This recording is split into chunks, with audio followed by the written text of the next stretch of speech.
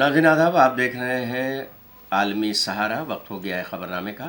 खबरनामा शुरू करने से पहले आइए देखते हैं आज की सुर्खियाँ।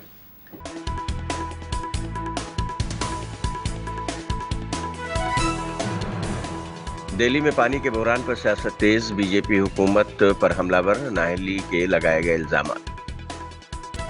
एनसीईआरटी हक़ाइक़ से चश्मपोशी करने में मसरूफ, 12वीं जमात से बाबरी मस्जिद का निकाला तस्किरा।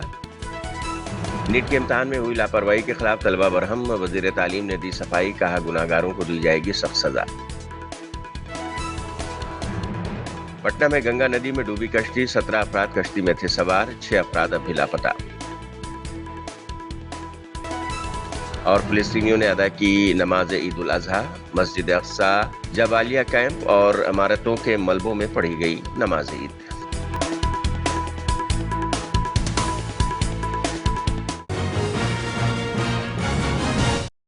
दिल्ली सरकार की वज़ीर आब आतिशी ने कहा है कि अभी दिल्ली में हीट वेव भी चल रहा है और पानी की कमी भी हो रही है, और सब के दौरान ऐसा लग रहा है कि कुछ लोग पानी की पाइपलाइन तोड़कर पानी की कमी को और भी बदतर बनाने की साजिश कर रहे हैं।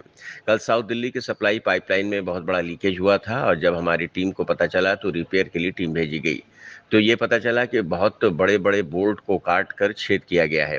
मैंने इसी ताल्लुक से पुलिस कमिश्नर को खत लिखा है कि हमारी पाइपलाइन को पुलिस के जरिए तहफ़्फ़ुज़ फराहम कराया जाए। जानते हैं कि अभी दिल्ली में सिवियर हीट वेव भी चल रही है और पानी का क्राइसिस भी चल रहा है, लेकिन इस सब के दौरान ऐसा लग रहा है कि कुछ लोग पानी की पाइपलाइन तोड़कर इस पानी की कमी को और बदतर बनाने का षड्यंत्र रच रहे हैं। कल जो साउथ दिल्ली की राइजिंग मेन्स हैं, जो पानी की पाइपलाइन सोनिया विहार से आती है, पूरे साउथ दिल्ली को पानी प्रोवाइड करती है, कल उस पानी की पाइपलाइन में लीकेज हुई। उस लीकेज और काफी सिवियर लीकेज हुई। आप ये देख सकते हैं कि बहुत बड़ी लीकेज वहां पे हो रही थी। जब हमारी पेट्रोलिंग टीम को ये पता चला तो रिपेयर के लिए टीम भेजी गई। वहां ये पाया गया कि बहुत बड़े बड़े बोल्ट, 12 इंच के बोल्ट, 4-4, 5-5 सेंटीमीटर लंबे बोल्ट को काट कर वहां पर छेद किया गया था पाइपलाइन में। तो ऐसा लग रहा है कि कुछ षड्यंत्र हो रहा है, और मैंने इसी संदर्भ में आज पुलिस कमिश्नर को लेटर भी लिखी है। मेरी पुलिस कमिश्नर से बात भी हुई है कि जो हमारी मेन पानी की डिस्ट्रीब्यूशन लाइंस हैं, उन पानी की पाइपलाइंस को पुलिस द्वारा सिक्योरिटी दी जाए। देखिए, अभी ये तो जग जाहिर है कि दिल्ली सरकार और अरविंद केजरीवाल सरकार के खिलाफ षड्यंत्र कौन रच रहा होगा, लेकिन ये लड़ाई झगड़े का समय नहीं है, ये आरोप प्रत्यारोप का समय नहीं है, ये गंदी राजनीति का समय नहीं है। ये एक ऐसा समय है जहां पे दिल्ली में बहुत पानी की किल्लत है। आज आप वजीराबाद पॉइंट पर जाएंगे, जहां पर यमुना का पानी आता है, वहां पर बिल्कुल भी पानी नहीं है। मुनक कनाल में भी पानी की कमी है। इसके कारण दिल्ली के सारे वाटर ट्रीटमेंट प्लांट्स में कम पानी जा रहा है और दिल्ली में कम पानी प्रोड्यूस हो रहा है। तो स्वाभाविक बात है, जब पानी का प्रोडक्शन ही घट जाएगा तो दिल्ली के अलग अलग हिस्सों में दिक्कत होगी। लेकिन अगर उस परिस्थिति में ऐसे षड्यंत्र रचे जाएंगे तो जो दिल्ली वाले पहले ही परेशान हैं, उनको और परेशान किया जा रहा है।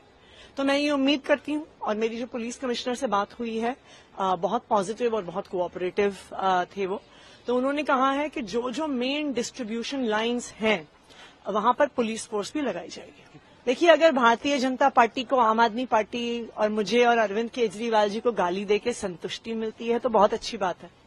हमें पता है कि भारतीय जनता पार्टी वाले हमसे नफरत करते हैं, लेकिन वो हमसे नफरत करते करते अब दिल्ली वालों से भी नफरत करने लगे हैं, क्योंकि आखिरकार हरियाणा में भारतीय जनता पार्टी की सरकार है। अगर एक बार वो हरियाणा की सरकार से बात करें तो मुझे पूरा भरोसा है कि हरियाणा की सरकार पानी छोड़ेगी। हम तो इस पे बहस भी नहीं कर रहे कि किसके हिस्से में कितना पानी है, लेकिन आज दिल्ली में पानी की कमी है। आज वजीराबाद पॉन्ड, जिससे यमुना का पानी एंटर करता है, वो बिल्कुल खाली है। आज मुनक कनाल में पूरा पानी नहीं आ रहा। आज वाटर ट्रीटमेंट प्लांट्स में रॉ वाटर ही नहीं सप्लाई हो रहा, तो पानी की सप्लाई कहां से आएगी दिल्ली वालों के पास। तो मेरा तो यही आग्रह रहेगा कि आरोप प्रत्यारोप करने के लिए पूरी जिंदगी पड़ी है, लेकिन ये समय है दिल्ली वालों के लिए मिलकर काम करने का। और मैं भारतीय जनता पार्टी से भी यही आग्रह करूंगी कि वो हरियाणा में अपनी सरकार से बात करें और दिल्ली को कुछ और पानी दिलवाएं।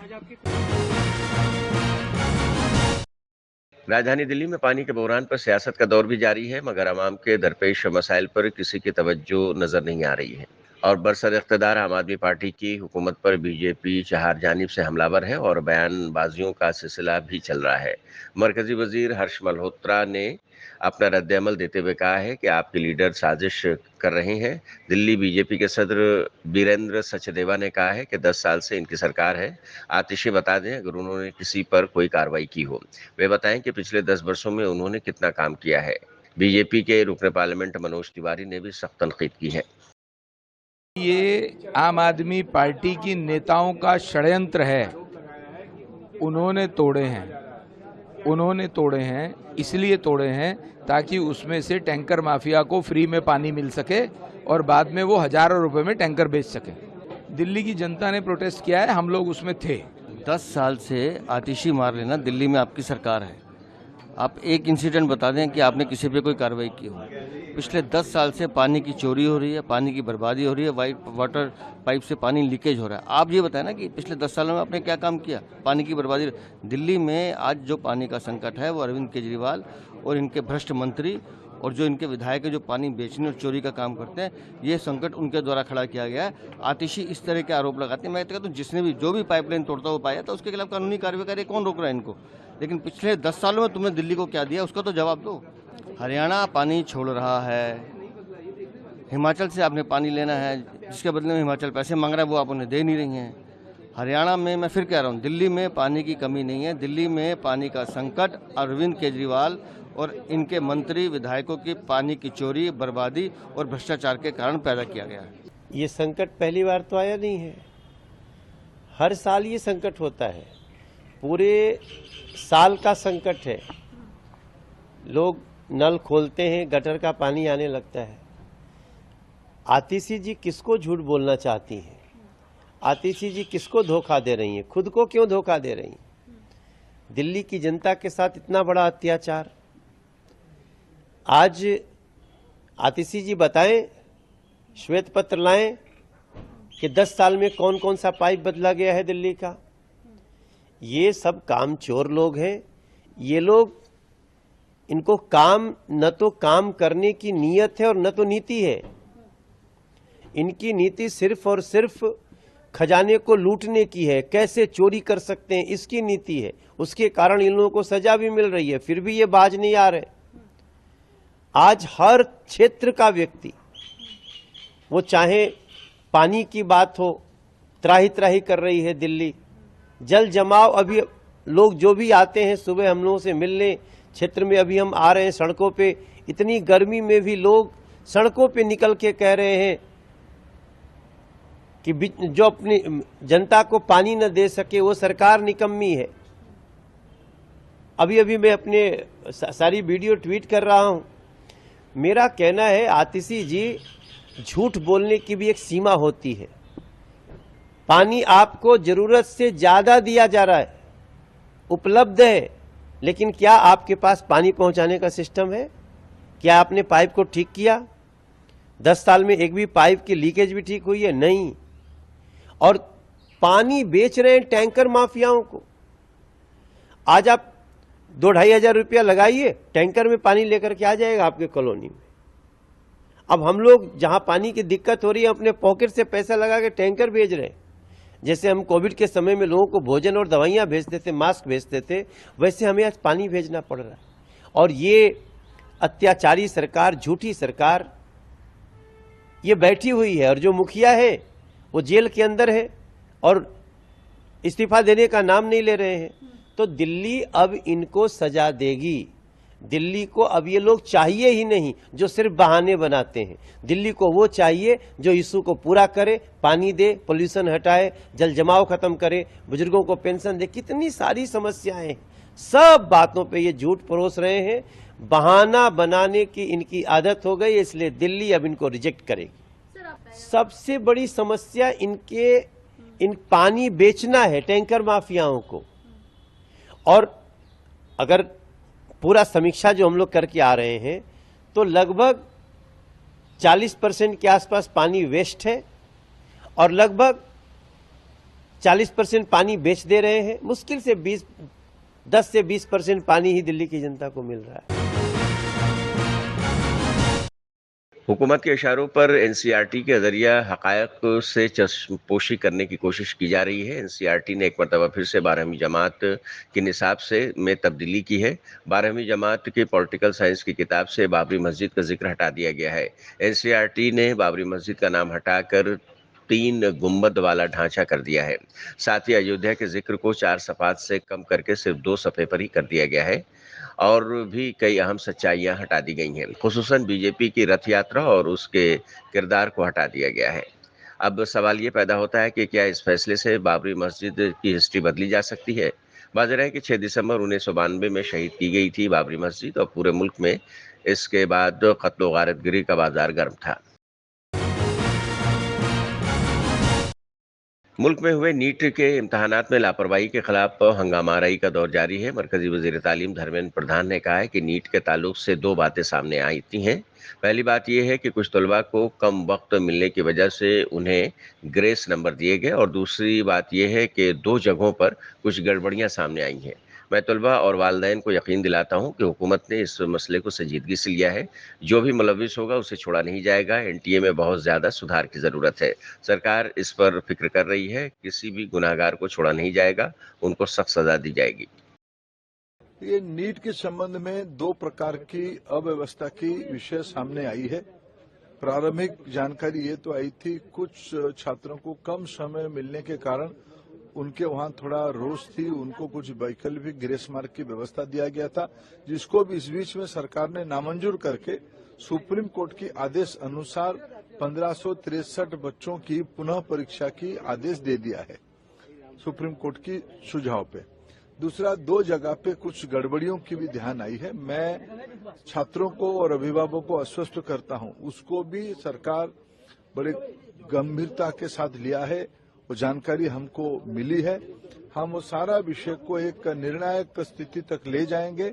उसमें कोई भी बड़े अधिकारी हो, एनटीए की कितने भी बड़े दायित्वधारी हो, अगर वो उनमें गुनहगार पाए जाएंगे उनको भी छोड़ा नहीं जाएगा। और एनटीए में बहुत सुधार की आवश्यकता है।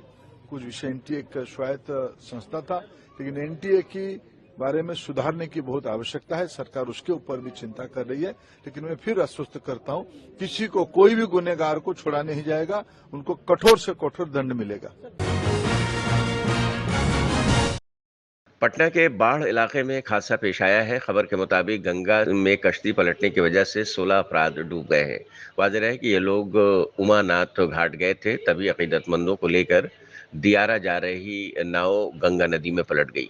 खबर लिखे जाने तक 6 अफराद लापता थे। बाढ़ के एसडीएम शुभम कुमार ने बताया है कि यहाँ छोटी नाव पलट गई है और इस नाव पर 17 लोग सवार थे, जिसमें 11 महफूज हैं, 6 लापता है। हादसा जो है तो हो गया, 1.5 घंटे हो गए। इससे पहले 1.5 घंटे पहले यहाँ पे हादसा हुआ और नाव जो है, जो छोटी नाव है, वो पलटने का जो है इसमें 17 अभी जो कंफर्म हुआ है कि 17 जो है लोग थे। इसमें से 11 लोग जो हैं वो बाहर निकले हैं, 6 लोग अभी लापता हैं। एसडीआरएफ की टीम जो है हमारी खुशबूपुर से निकल गई है। वो नाव की पानी के माध्यम से, नदी के माध्यम से लोग यहाँ पे जस्ट आने ही वाले हैं और जो लोकल गोताखोर हैं और जो बगल के नाव वाले हैं, उन लोगों ने लोगों को बचाया और आशा है कि जो है और लोग भी जो है इसमें मिलेंगे। तो कुछ महिलाओं और बच्चों की खबर है सर, कितने लोग डूबे हैं सर? महिलाओं और बच्चों के कितने लोग डूबे जाने की खबर है सर? जो टोटल जो आपको बताया कि अभी 6 लोग जो हैं अभी नहीं लापता है, वो लोग नहीं मिल पा रहे हैं जी। और इसका जो नंबर है, जैसे हम लोग सर्च ऑपरेशन करेंगे जी, नंबर जो है वो चेंज है।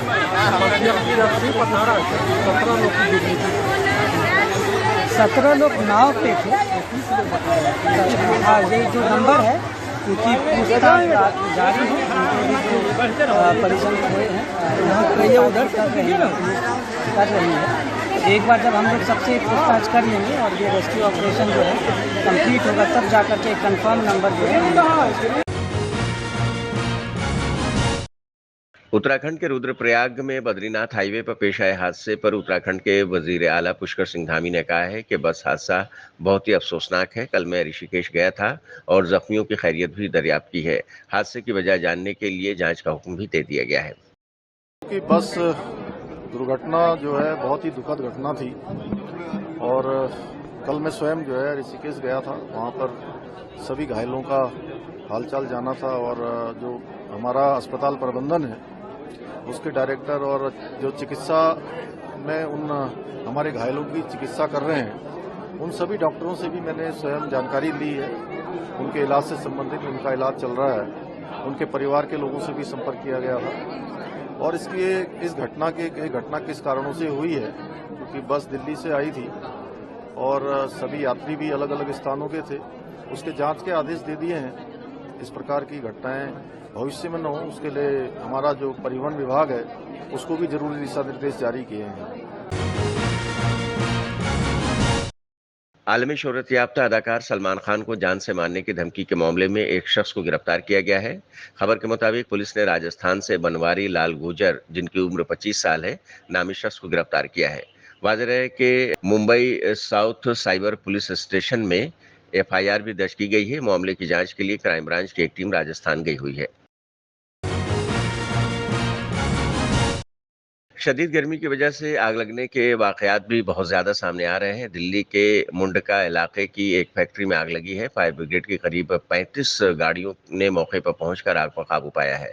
CFO वीरेंद्र सिंह ने बताया है कि हमें करीब 7:15 पर आग लगने की खबर मिली थी। आग फैक्ट्री के अंदर लगी थी, जिसकी वजह से धीरे धीरे बढ़ती चली गई। पूरी फैक्ट्री में सामान भरा हुआ था। आग पर काबू पा लिया गया है। आग लगने की वजह का पता नहीं चल पाया है। हमें कॉल मिली थी कि जी यहाँ घास फूस में आ गए, कूड़े करकट में आ गए।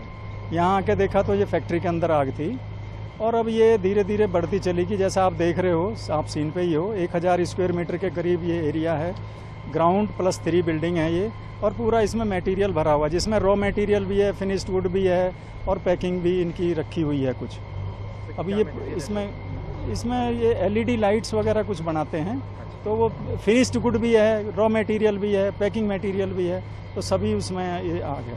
अभी अंडर कंट्रोल है, हमने इसका कंट्रोल मैसेज दे चुके हैं। कितनी गाड़ियाँ लगभग यहाँ पे? लगभग 40 गाड़ी हमारी आई हुई हैं टोटल और 200 के करीब हमारे आदमी इस पर काम कर रहे हैं। तो क्या चैलेंजेस है, क्योंकि देखिए स्काई लिफ्ट वगैरह मंगानी पड़ी, तो क्या चैलेंजेस आए सर? क्या जी? क्या चैलेंजेस आए सर आपको स्काई लिफ्ट वगैरह? चैलेंजेस तो ये है कि हमें इसमें एंट्री नहीं मिल पा रही है, क्योंकि चारों तरफ से बंद है और धुआं सारे में भरा हुआ है। तो वो धीरे धीरे अभी हमने एक्सेसिबिलिटी कर ली है। साइड से तोड़ना भी इसको पड़ेगा। पहले हम सोच रहे थे कि तोड़ना ना पड़े, लेकिन अभी तोड़ना पड़ेगा। जैसे आप JCB आई है, JCB से हमें बहुत लेट मिली है ये, और अब आई है तो अभी ये फंसी हुई है। ड्राइवर लग रहा है कुछ ट्रेंड नहीं है, तो अभी कर रहे हैं इसको।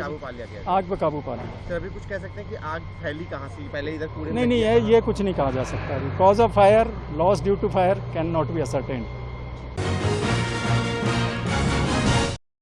मुंबई में मारूफ अदाकारा आलिया भट्ट ने अपनी किताब की रस्म रुनुमाई की।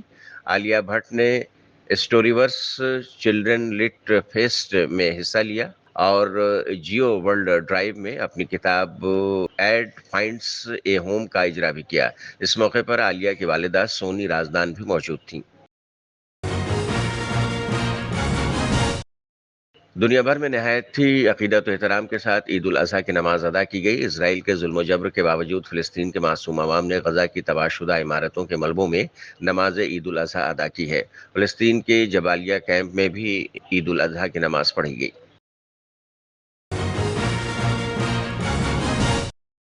बैतुल मुक़द्दस की मस्जिद अक्सा की भी वीडियो सामने आई है, जहां हज़ारों फ़िलिस्तीनियों ने नमाज ईद उल अज़हा अदा की है। वाज़ेह है कि गुज़श्ता कई माह से इजराइल की बमबारी जारी है, जिसके नतीजे में हज़ारों फ़िलिस्तीनी शहीद हो गए हैं और इमारतें तबाह बर्बाद हो चुकी हैं।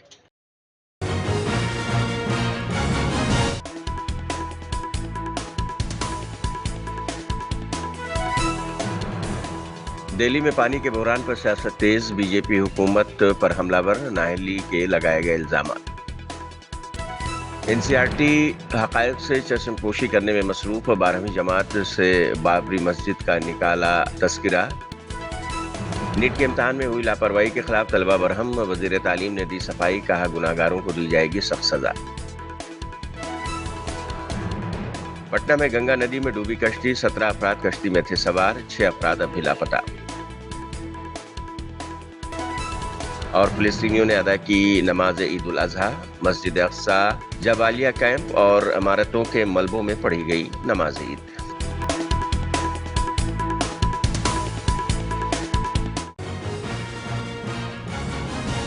तो आज के खबरनामे बस इतना ही। दीजिए इजाजत, लेकिन आप देखते रहिए आलमी सहारा।